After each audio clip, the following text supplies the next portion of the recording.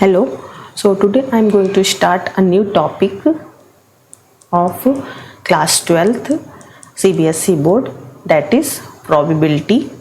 As you have already studied about the probability in class 11th, and in that you have studied that what is events, what is sample space, and how to calculate probability.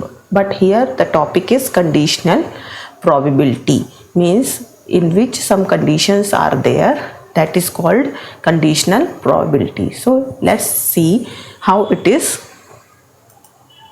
studied and what it is. So as you know that what is probability? Probability is a measure of uncertainty of event in a random experiment. मतलब कि probability क्या होती है, किसी भी घटना घटने की क्या संभावना है अगर हम कोई एक रैंडम एक्सपेरिमेंट करते हैं। रैंडम एक्सपेरिमेंट में जो मोस्ट पॉपुलर हमने देखा है वो क्या होते हैं, वो होते हैं हमारे थ्रोइंग ऑफ डाई, है ना, थ्रोइंग ऑफ डाई या टॉसिंग ऑफ कॉइन्स, ये दोनों एक जो पॉपुलर इवेंट्स हैं वो होते हैं। अब हम समझते हैं कि अब देखते हैं कंडीशनल प्रोबेबिलिटी क्या होती है। तो यहाँ क्या बोल रहा है, if E and F are two events associated with the same sample space of random experiment, the conditional probability of the event E given that F has already been occurred is given by PE by F will be equal to PE intersection F upon PF provided PF is not equal to 0। अब हम इसको समझ लेते हैं। अभी तक हम क्या देखते थे, हमारे पास एक सैंपल स्पेस हुआ करता था। सैंपल स्पेस, कोई भी रैंडम एक्सपेरिमेंट है उसका सैंपल स्पेस होता था, उसको डिनोट करते थे एस से। अब ये क्या बोल रहा है, एक सैंपल स्पेस है, उसके अंदर दो इवेंट्स हैं ई एंड एफ। ओके, सो अब ई और एफ दो इवेंट्स किसके अंदर है, इसके अंदर है एस सैंपल स्पेस की। तो अब क्या बोल रहा है, क्या कंडीशन दे रही है हमको कि probability of occurring E find करना है। प्रोबेबिलिटी ऑफ होने की, ई होने की कितनी प्रोबेबिलिटी है जब एफ ऑलरेडी हो चुका है, F has already been occurred. तो अब इस कंडीशन में क्या होता है, अब हम इसको एफ को सैंपल स्पेस मान लेते हैं, एफ को हम सैंपल स्पेस मान लेते हैं, है ना। ये तो मैंने छोटा सा समझाया, अभी और इसको एलैबोरेट करते। फर्स्ट ऑफ ऑल हम देख लेते हैं हाउ वी कैन, इसको हम कैसे पढ़ते हैं। तो अगर हमारे पास पी ई बाई एफ दिया हुआ है तो हम इसको पढ़ने का हमारा क्या तरीका होगा probability of E with respect to F, और नेक्स्ट तरीका होगा probability of E when sample space is F. और क्या पढ़ सकते हैं हम, probability of E when F has already been occurred, मतलब एफ हो चुका है तब हम ई की प्रोबेबिलिटी निकालेंगे, या फिर हम एफ को सैंपल स्पेस मान के ई की प्रोबेबिलिटी निकालेंगे, या पढ़ सकते हैं probability of E with respect to F. जो मोस्ट पॉपुलर है तरीका पढ़ने का वो ये है, probability of E when F has already been occurred. ये हम देख रहे हैं जैसे कि ऊपर भी डेफिनेशन में यही लिखा हुआ है।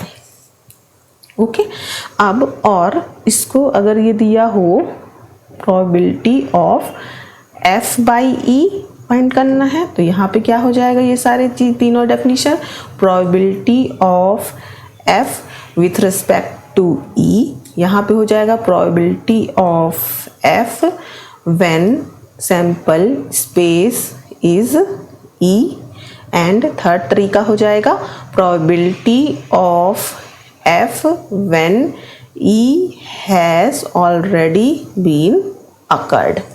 ओके, नेक्स्ट और हम इसको समझ लेते हैं अच्छे से। सो नेक्स्ट आ जाएगा, नेक्स्ट देखेंगे कि अब देख लेते हैं ई का सैंपल स्पेस में थ्रू वेन डायग्राम हम समझ लेते हैं इसको।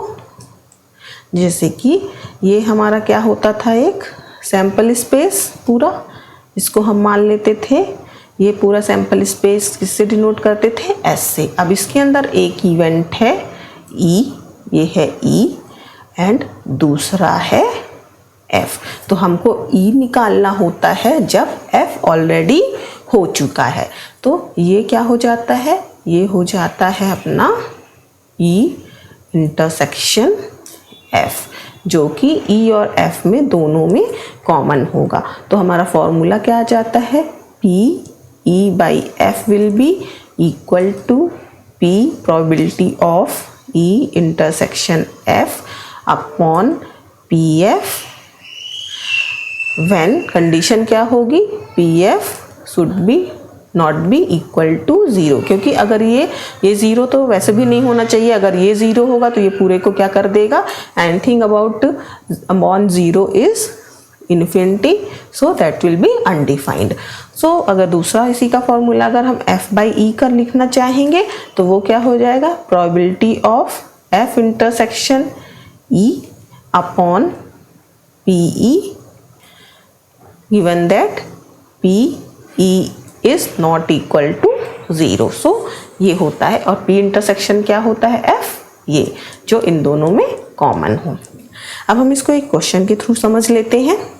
ओके, अब ये क्वेश्चन है जिसमें बोल रहा है कि हमारे पास एक डाई है, उसको हमने a die is thrown twice and the sum of the numbers appearing is observed to be 6, है ना। जो sum of the number है वो क्या आया है, 6 आया है ना। उनका सम जो होगा वो 6 है।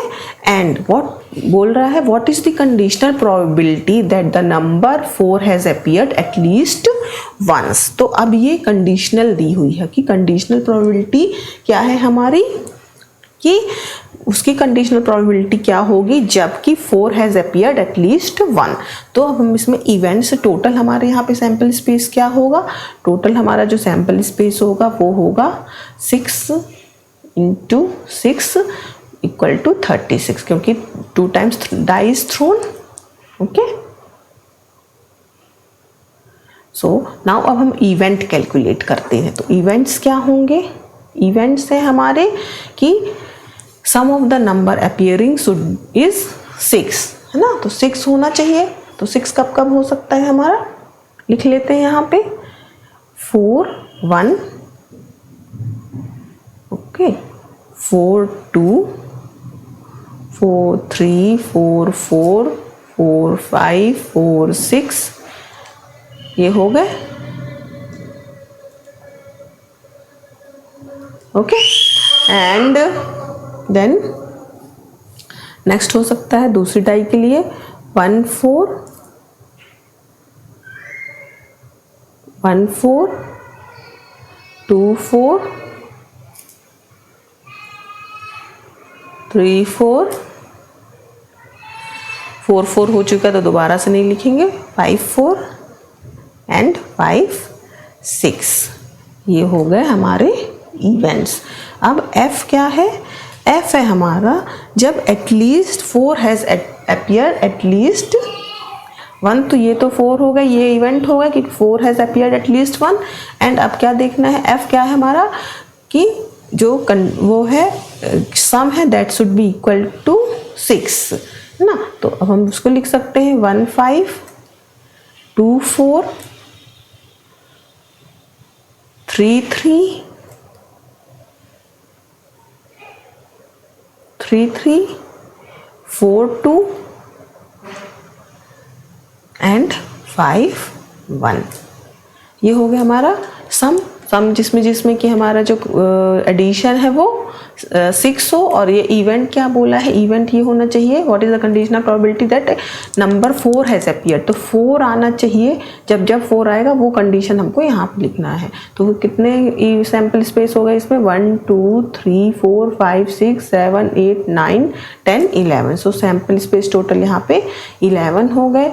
यहाँ पे कितने हो गए, इसको हम ऐसे भी डिनोट कर सकते हैं NE and NF number of sample events. और यहाँ पे कितने हो जाएंगे 1 2 3 4 5, सो 5। ओके, सो इनकी अगर हम प्रोबेबिलिटी लिखें तो प्रोबेबिलिटी क्या हो जाएगी, फर्स्ट हम इनका इंटरसेक्शन लिख लेते हैं, number of events E intersection F कितना हो जाएगा। तो इसमें से कॉमन कौन से आ जाएंगे, ये 2 4 हो जाएगा कॉमन एंड 4 2 कॉमन हो जाएगा। इन दोनों में जो E और F में जो कॉमन हो तो क्या है 4 2 एंड 2 4, क्योंकि 4 होना चाहिए उसमें, तो ये हो जाएगा 2 इवेंट्स हैं। अब हम इनकी कंडीशनल प्रोबेबिलिटी लिख लेते हैं, वो क्या हो जाएगी, इनकी फर्स्ट हम यहाँ पे प्रोबेबिलिटी लिख देते हैं। तो इसकी अगर हम यहाँ पे ही लिखें तो प्रोबेबिलिटी ऑफ E क्या हो जाएगी 11/36 और इसकी प्रोबेबिलिटी ऑफ F हो जाएगी 5/36 और probability of E intersection F हो जाएगी 2/36। ओके, अब हम फॉर्मूला लिखते हैं कंडीशनल प्रोबेबिलिटी का, E/F equal to P probability of E intersection F upon PF, जो कि हमने फाइंड आउट कर लिया, that is 2/36 and this is 5/36। So हमारा क्या हो जाएगा इसका final answer 2/5। Okay, 2/5 is the final answer. Next हम लोग जाते हैं इसमें नेक्स्ट क्वेश्चन।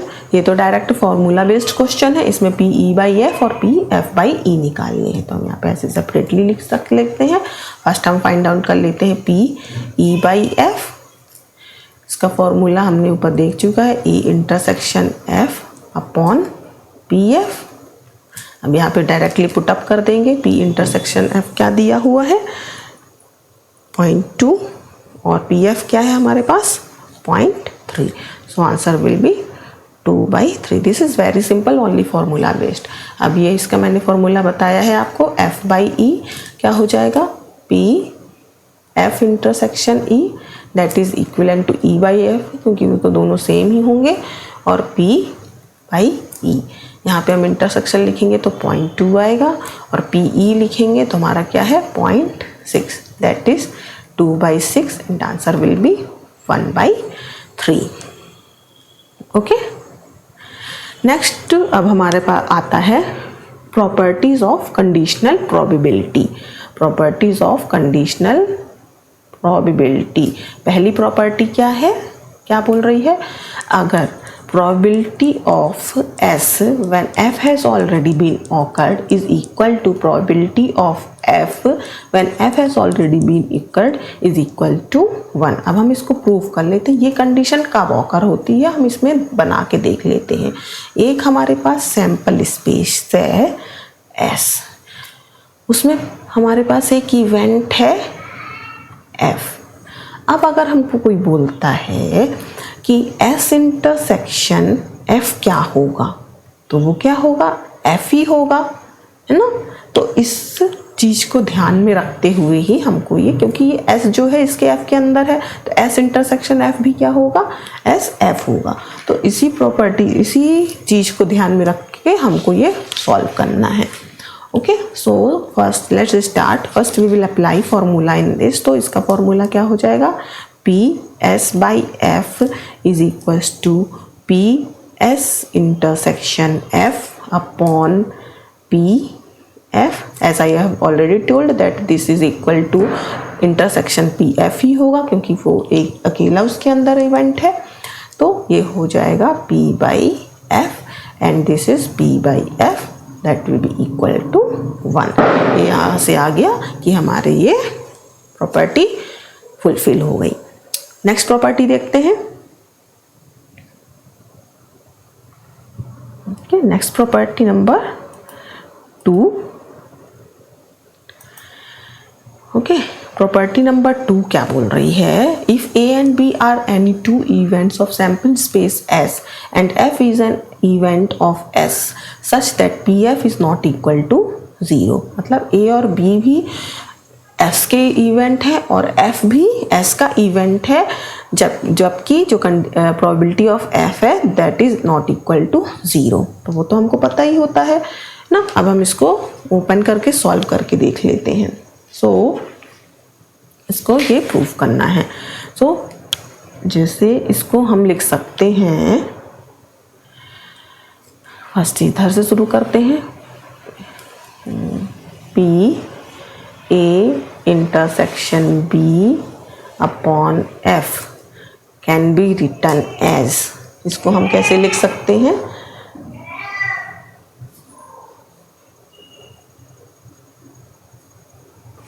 इसको लिख सकते हैं P A intersection B intersection F upon P probability of F. और अब हम इसको एक और तरीके से ओपन करके लिख सकते हैं. सेट में हमने पढ़ा है A intersection B union of B intersection F. ये हो जाएगा F को इंटरसेक्शन लेना है. Okay, upon P F. Now by distributive law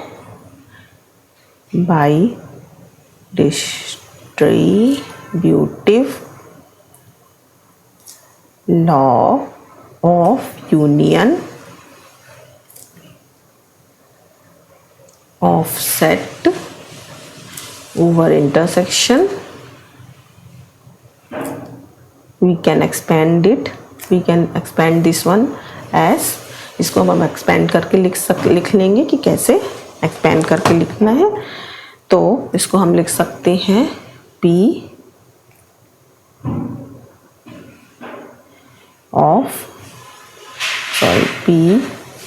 A intersection F plus P B intersection F minus P A intersection B intersection F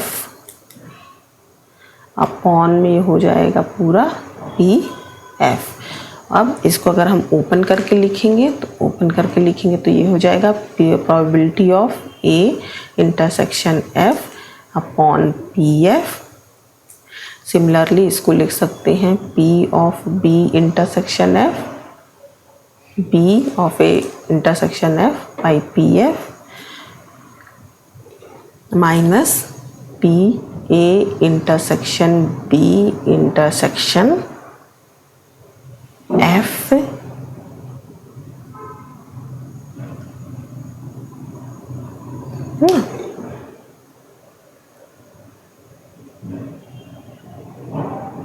intersection F upon P F.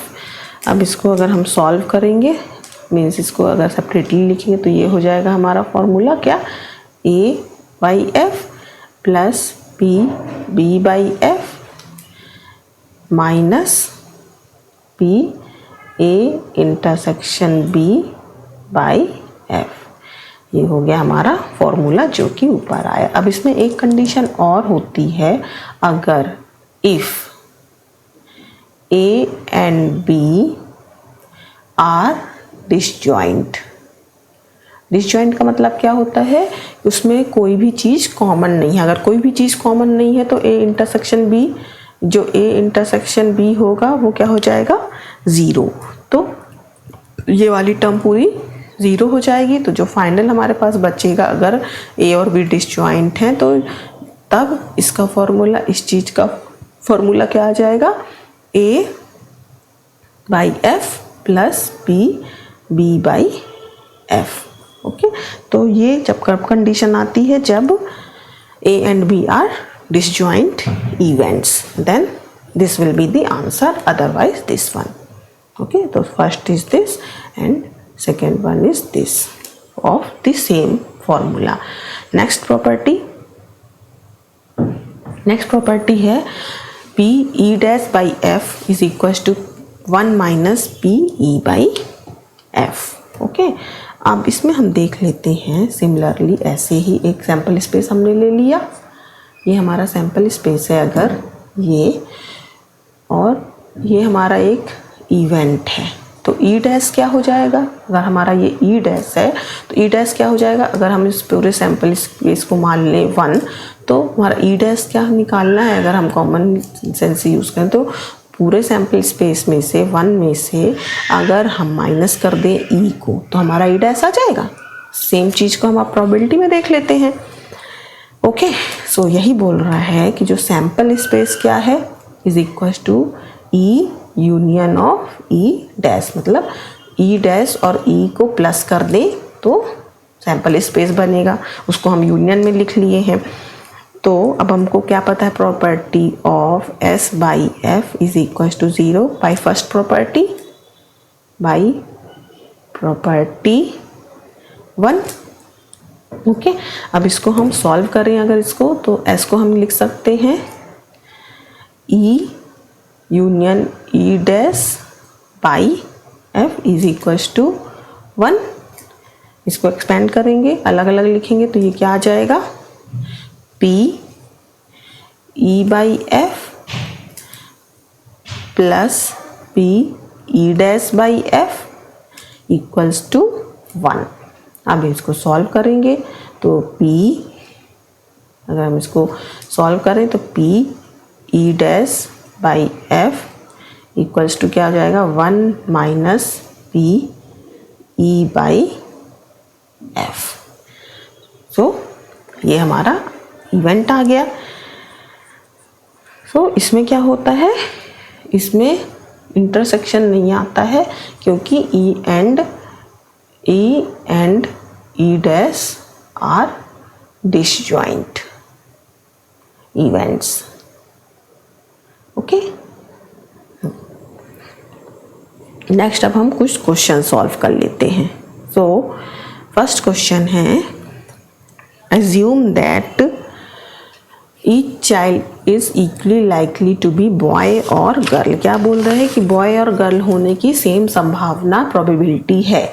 If a family has 2 children, 2 बच्चे हैं, then what is the conditional probability that both are girls. तो मतलब हमारी जो conditional probability E हमको find करना है वो क्या है हमारा, वो है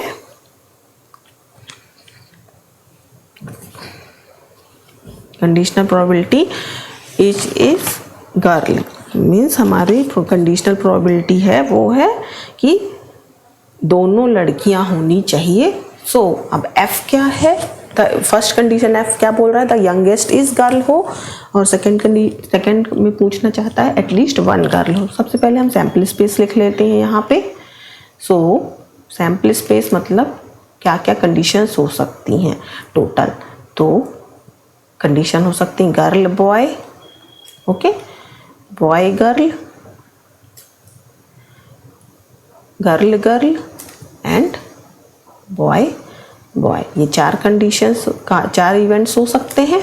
अब इसमें बोल रहा है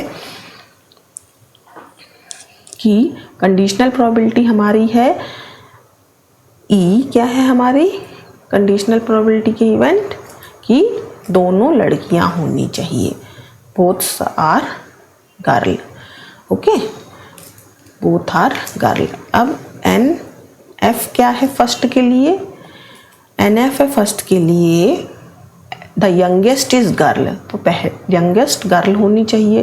तो इसमें 2 कंडीशन आ सकती हैं यंगेस्ट इज गर्ल में, तो यंगेस्ट इज गर्ल में आ सकता है बॉय गर्ल या फिर गर्ल गर्ल, ओके।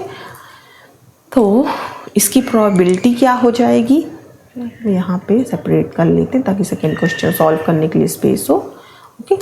सो अब यहाँ पे हम प्रोबेबिलिटी अगर फाइंड करें, हमको क्या प्रोबेबिलिटी चाहिए, P of E by F, okay. So अब इनका इंटरसेक्शन क्या हो जाएगा, ई और एफ का 1/4,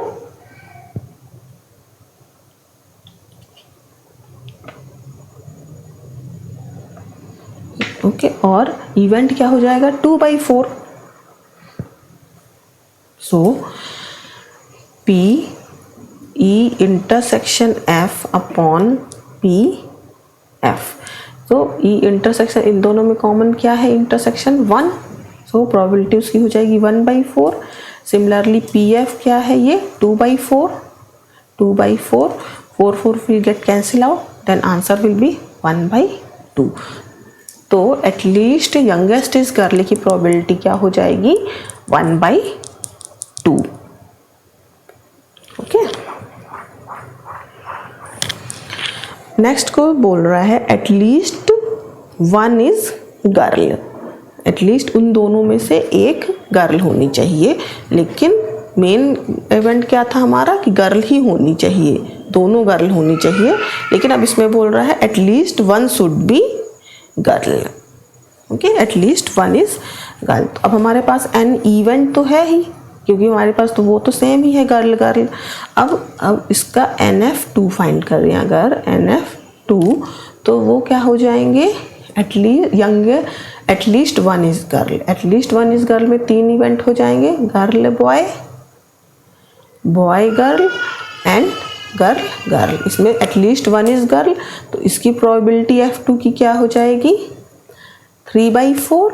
अब हम इसमें फॉर्मूला लगा दें, probability of E/F2 is equals to हो जाएगी probability of E intersection F2 upon P F2 equals to, ये हो जाएगा, इसमें कॉमन अब हमको देखना है कॉमन क्या होगा, तो भी गर्ल गर्ल ही कॉमन है इन दोनों इवेंट में, तो कॉमन हो जाएगा 1/4 एंड EF2 हो जाएगा 3/4। So answer will be 1/3। Next हम देखते हैं नेक्स्ट क्वेश्चन।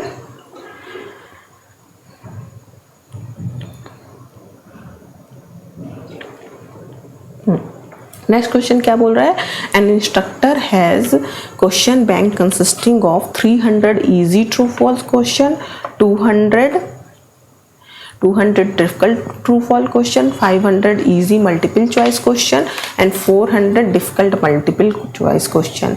अब ये पूछ रहा है if a question is selected at a random from the question book, what is the probability that it will be easy question given that it is a multiple choice question.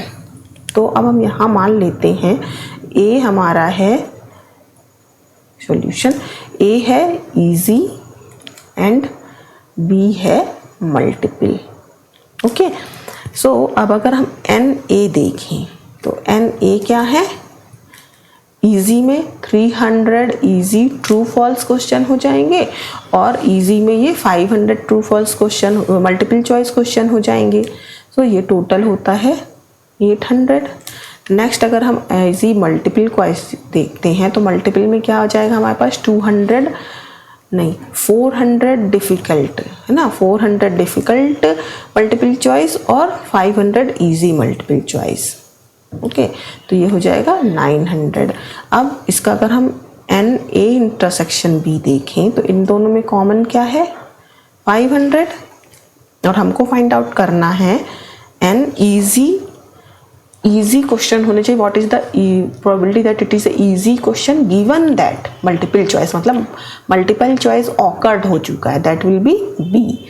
Okay, तो ये B हो जाएगा। तो हमारा यहाँ पे आ जाएगा probability of A intersection B upon P B.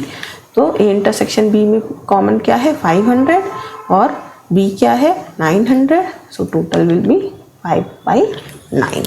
So this is the how it is solved.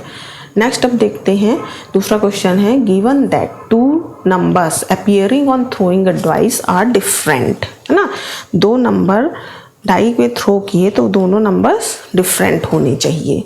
Okay, सो दोनों नंबर डिफरेंट होने चाहिए। ओके, और दोनों नंबर डिफरेंट होने चाहिए और then find the probability of the event that the sum of the number on the dice is 4.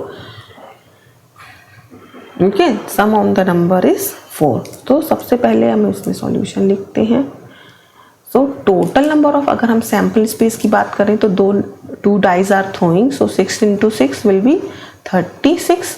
अब इसमें इवेंट एफ जो हो चुका है ना, एफ जो हो चुका है वो क्या होगा, एनएफ हो जाएगा total number of events of 2 dies are different, है ना, डिफरेंट है। तो मतलब क्या हो सकता है, 1 2 1 3 1 4 1 5, इस तरह लेके 1 6, फिर 2 1 2 3 2 4, मतलब दोनों नंबर सेम नहीं होने चाहिए। तो सेम नंबर कौन कौन से होते हैं, 1 1 1 2 1 3 1 4 1 5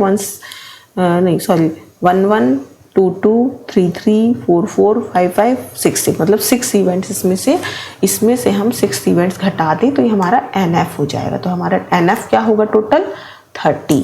अब नेक्स्ट देखते हैं, एन क्या बोल रहा है, sum of the number should be on the dice should be 4, है ना। तो ये हो जाएगा हमारा इवेंट। तो इवेंट क्या हो जाएगा, सम होना चाहिए 4। तो 4 कब होगा, 4 होगा 2 4 4 2 एंड 4 4 में 2 2, है ना। सम नंबर होना चाहिए 4 4।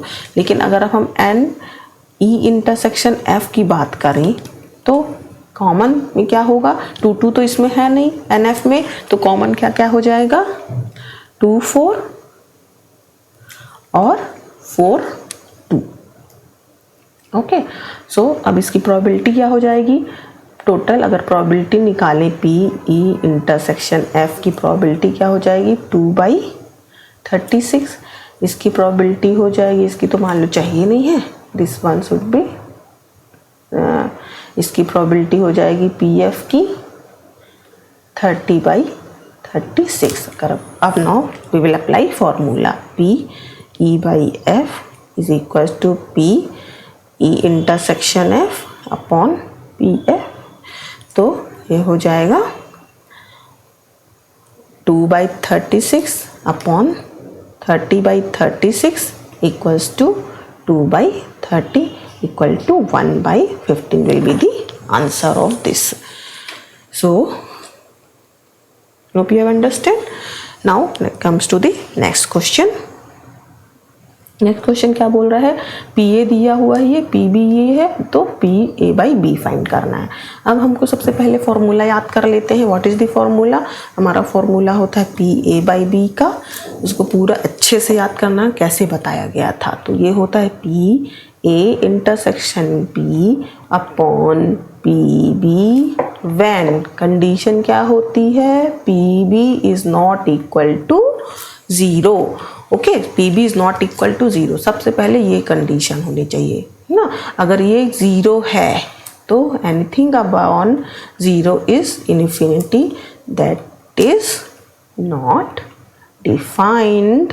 सो अपन को आंसर मिल गया, क्योंकि हमारा पी बी यहाँ पे 0 दिया हुआ है, मतलब ये 1/2/0 हो जाएगा। मीन्स इंटरसेक्शन जो भी होगा वो भी 0 हो जाएगा। Means something about A intersection B will be 0, that is equal to infinity, that is not defined. Okay, so hope this is clear. So I have completed this conditional probability and few question I have also solved, जिससे मुझे लगता है आप लोगों को समझ में आया होगा। So thank you for listening, and next we will come with next topic, and for any queries you can write us in our mail ID samatacademy@gmail.com. Okay, thank you very much.